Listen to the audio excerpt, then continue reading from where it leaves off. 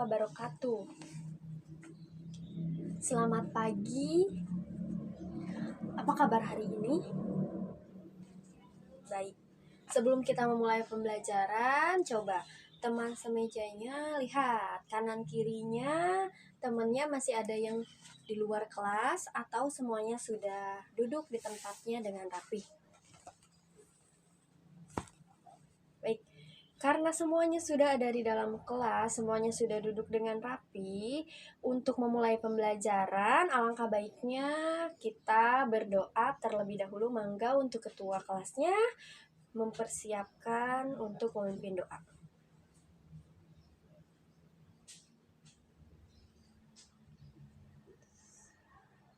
Sebelum memulai pembelajaran, Ibu akan mengabsen terlebih dahulu ya.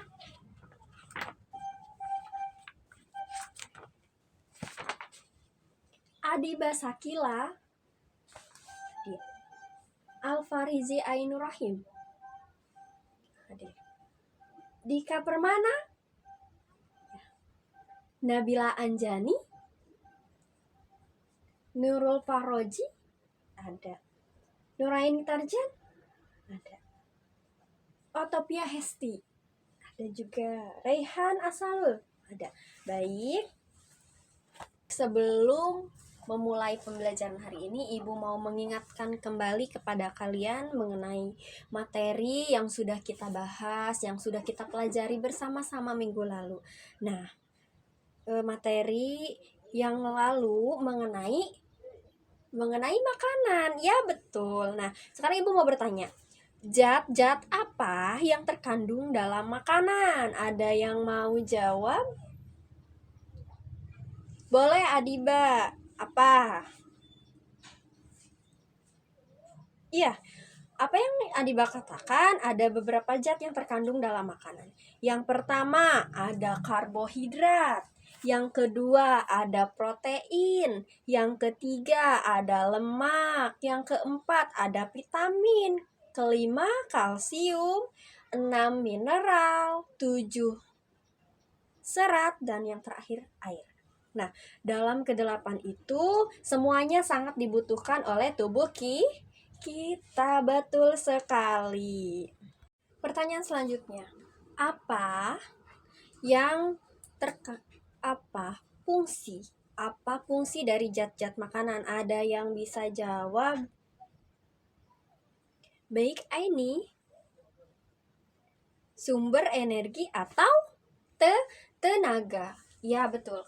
Ketika kita tidak makan, tidak ada asupan makanan, tidak ada asupan air ke dalam tubuh, maka kita akan kehilangan sumber energi atau tenaga untuk menjalankan aktivitas sehari-hari. Nah, karena itu kita sebelum ke sekolah wajib untuk sarapan terlebih dahulu. Apakah di sini semuanya teman-teman udah pada sarapan sebelum berangkat ke sekolah? Sudah, alhamdulillah. Oke, baik, karena kalian sudah paham, kalian sudah mengerti mengenai materi yang kita pelajari bersama minggu lalu. Materi hari ini yang kita akan pelajari adalah sistem pencernaan. Di sini ada yang tahu apa itu sistem pencernaan? Ada yang tahu? Ya, Alfariji, silahkan. Sistem pencernaan adalah proses yang dilakukan oleh sistem organ pencernaan untuk mengolah makanan agar dapat diserap nutrisinya dan diubah menjadi energi. Betul apa yang dikatakan oleh Alfa. Sistem pencernaan meliputi mulut, kerongkongan, lambung, usus halus, usus besar, dan juga anus. Makanan pertama kali masuk melalui mulut. Di dalamnya terjadi proses pencernaan secara mekanik dan kimiawi. Untuk memproses pencernaan mekanik dilakukan oleh gigi, sedangkan proses pencernaan kimiawi dibantu oleh beberapa enzim seperti amilase, patialin, dan juga enzim maltase.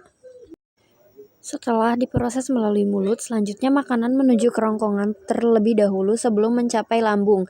Di kerongkongan terdapat gerakan peristaltik seperti meremas-remas guna mendorong makanan menuju lambung. Selain di mulut, proses pencernaan secara mekanik juga terjadi di dalam lambung ketika makanan dihaluskan oleh gerakan otot-otot lambung. Pada lambung terjadi pula proses pencernaan secara kimiawi melalui enzim-enzim. Ada enzim pepsin yang berfungsi mengubah protein menjadi asam amino, enzim renin yang berfungsi mengubah protein menjadi kasein, dan juga HCl, asam klorida yang berfungsi memecah protein serta melawan virus dan bakteri yang masuk melalui sistem pencernaan.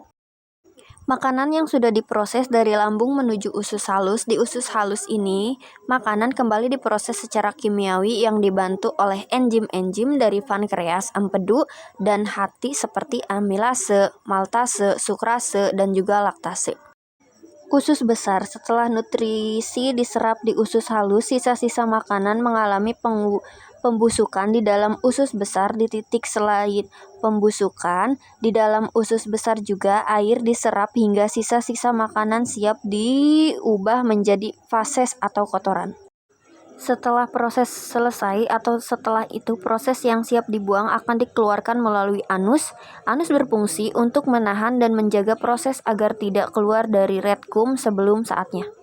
Sebelum mengakhiri pembelajaran hari ini, Ibu akan membagi kalian ke beberapa kelompok. Dalam satu kelompoknya itu terdiri dari 5 orang. Nah, untuk kelompok ini Ibu buat agar kalian di rumah mengerjakan tugas atau membuat alat peraga mengenai sistem pencernaan, mulai dari mulut, kerongkongan, lambung, usus halus, usus besar, dan juga anus. Di situ di alat peraga tersebut diberikan keterangannya. Mulut keterangannya untuk apa, usus besar untuk apa, usus kecil untuk apa, anus untuk apa.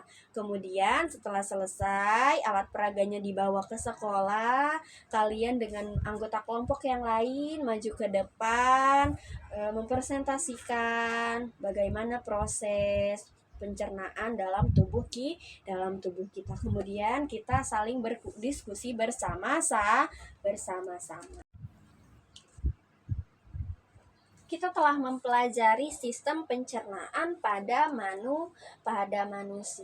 Nah, sistem pencernaan pada manusia itu meliputi mulut, kerongkongan, lambung, usus halus, usus besar, dan juga anus.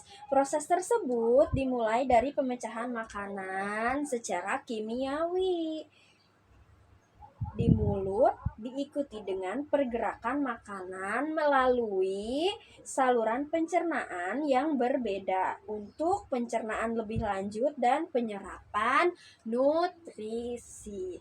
Akhirnya, sisa-sisa makanan diubah menjadi fases sebelum kemudian dikeluarkan lewat anus. Setiap bagian dari sistem pencernaan memiliki peran khusus dalam memastikan makanan diolah menjadi nutrisi yang dapat diserap dan digunakan oleh tubuh, serta membuang sisa-sisa makanan yang tidak digunakan.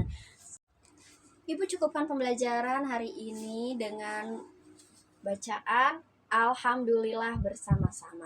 Alhamdulillahirabbil alamin. Nah, untuk kalian jangan lupa semangat selalu, belajar juga, sekolahnya yang rajin. Sebelum ke sekolah jangan lupa sarapan, jaga kesehatan, dan tetap semangat. Wassalamualaikum warahmatullahi wabarakatuh.